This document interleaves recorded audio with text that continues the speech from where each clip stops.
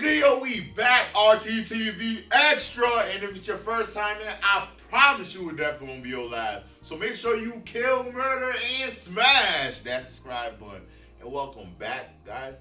We're here with another fire video. And this one is why Europe is well designed. So let's see why Europe is well designed.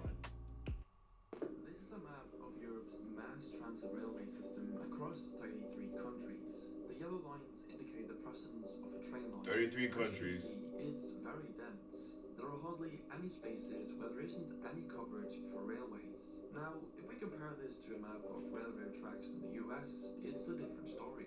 While parts of the US have some good mass transit, there are large areas of the country which isn't covered by Amtrak, the nation's largest passenger railroad service. But let me show you another map, this time of high-speed rail in Europe. Now obviously, high-speed railways aren't going to be as common as regular speed railways as they require excellent design, strict planning and massive investment. And yet, as we can see, high-speed rail is present in Europe, which is a stark contrast to the US, as you can see from this map. While the US does have some higher speed rail, like the Aquila line and the Northeastern Corridor, it's hardly an effective map of transport solutions. And the Aquila line isn't really that fast either. It can reach about 150 miles per hour, but averages less than 70. This is not the case for Europe's insanely well-designed railroad system. And you have to remember, Europe is all connected by train stations. Different nations in a very diverse continent. 33 different nations are connected? This is just because Europe is smaller than the United States, which simply isn't true. While the European Union is smaller than the US, continental Europe has an area that is about 1.04 times as much as the US. So we can dismiss this argument that the United States can't be that well designed because it's too big. Europe simply is better designed. But why is if you're Europe? American, you might not understand why railroad tracks or public transport as a whole is so important. I mean, driving a car works fine, right? Well, no. And Europe showcases why a primary focus on private transportation is so detrimental to a well-functioning transit system. Look at these maps. They show the US road network versus the EU's. And as you can see, the EU's road network is not nearly as impressive as the US. Oh, so we have better roads then for driving. Congested cities in the world, European countries don't feature particularly prominently in the global rankings. This is pretty shocking information because you'd assume that the country with a more expansive road network has a lot less congestion, especially considering the United States has devoted lots of time and money to their highways. So how come Europe is less congested when they have fewer roads? Europe has fewer roads and still less congested? The use of cars and, most importantly, making an attractive alternative. Europe does this by having both private and public transportation infrastructure, which technically the US has as well, it's just a lot worse. But on top of this, Europe makes it pretty expensive to buy, own, and use a car. This is achieved by having high taxes on vehicles and... Oh damn, it's mad expensive to drive a car in Europe. Prices. As you can see, European nations are in the top rankings, while the US lies at the bottom, charging very little. But let me be gas is mad expensive. Wow! To drive a car if you have an attractive alternative, which America doesn't, but Europe does. I mean, obviously this wouldn't work in the US with its current transportation infrastructure, but in Europe, this is a great strategy because you make the roads less congested for those who actually need them and give everyone else an affordable and efficient alternative. So they force you not to drive. That's pretty much what you're telling me, Europe. On the railways. This is arguably the better strategy because even though the vast majority of Americans have access to vehicles at around 91% and gas is comparatively cheap, it still leaves 9% who don't have access to vehicles. What are these people who can't afford a car supposed to do? I mean, sometimes public transport isn't even an option or simply too expensive for many. So you've now actively excluded those who aren't exactly the most well off from society. To make matters worse, some US cities I don't care about that 9%. to make room for more cars. I'm not joking.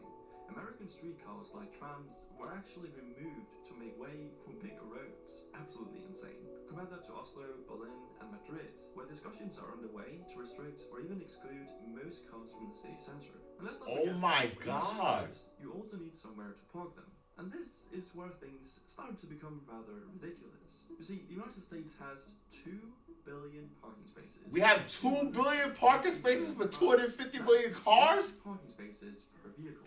In 8 Europe, parking spaces per vehicle. one with around 250 million public parking spaces for 300 million cars. But to emphasize the ridiculousness of this even further, the area that the US dedicates for car parking is actually larger than the area dedicated for housing people. It's honestly unbelievable that people are being squeezed out of American cities due to regulators wanting to make more room for parking spaces. This simply wouldn't fly in the EU, as it has a whole policy dedicated to improving urban planning. See, the EU spent 115 billion euros between 2014 and 2020 to improve city design by making it smarter, greener, and more connected.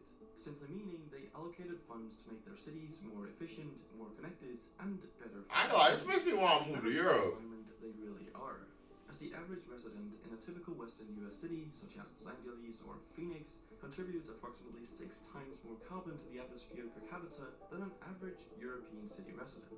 This is purely the result of not having effective transport solutions, which saves resources and allows people to move about efficiently. And exactly that. Moving about efficiently is something most of Europe's citizens are able to do. So people walk and bike a lot. See, most of Europe's nations are in the European Union, which gives the EU citizens a number of perks, which includes a free travel area. This has been one of the most important achievements of the EU, as it makes it possible for an EU citizen to travel freely to other EU member states and stay for up to 3 months. All they need is a passport or even just an ID card. No visas, no trips to embassies, no form filing. That's fire. This makes it incredibly easy to travel, study, and work in other countries and communities. The is very important to good design, as it gives the smartest people the opportunity to work where they are most useful. And since good design obviously requires a lot of complicated problem solving and planning, so that means a lot of these countries are very well connected to each other. The biking infrastructure we see in Europe, perfectly illustrated by this map of biking. I love biking. In Europe, all the purple lines are bike paths. And oh my God! Especially towards the left side of the map. That's bike heaven. The Dutch, the Netherlands. Now, the funny thing is, I won't be able to compare this to a map of bike path density in the United States, because such a map hasn't been made. At least I wasn't able to find any, and I can only wonder why. But anyway. There's no bike paths like that in America. That's why we don't have a map like that. As it's hard to think of another set of such diverse countries where you would be able to travel so freely, in an efficient and inexpensive manner. I mean, you can literally get from Paris to Amsterdam, for example, in just 3 hours for around $30. Wow, I could go from a country to a country for $30? Checks or visas, and being able to stay for months at a time. That would be truly amazing. And let's not forget that European design has always been distinctive and very successful. In fact, the continent's history of design and interconnectedness serves as a model for the rest of the world. But even though Europe and the EU are pretty great and have amazing infrastructure, they obviously aren't perfect. I'd love to hear some of the reasons it might not be, so leave a comment down below if you have some thoughts on this. But that's it for this video. Thank you for watching, and I'll see you in the next one. Wow, I am blown away. Wow, Europe, each video, the continent of Europe just keeps impressing me. The fact that the 33 countries that's in Europe, they designed a train station to connect all these countries, and I could go from Paris to Amsterdam in 3 hours to the train station for $30, and the amount of money and time they put into the train station, it makes sense because, and they make it so much money to drive on the road, and it makes sense because they don't want the roads to be congested, and they want it where if you have the least amount of money, you can still travel anywhere. They make it in Europe that they just want you to be able to travel anywhere and not worry about cost. You gotta think about it. They just said that they make it where visas, ambassador cards, citizenship, you don't even have to worry about it for 4 months. You can go to any country as long as you have a passport and stay there, work, and learn the culture. And not only that, they make it so open so that if you're in Europe, you're able to expand your mind, go to these different countries and go to these other countries and learn different trades. Use your mind where it's needed, not where you only could be. And I think that's dope. I get why with soccer players, it's easy for them to play in different countries. If I'm in Argentina, if I'm in Spain, to go to Britain, or if I'm all the way in the Netherlands, I could go play in Spain. And or if I'm in Paris, I could go play in Spain. Or if I'm in Amsterdam, I could go play in Paris. Vice versa. I get the connection. I even get the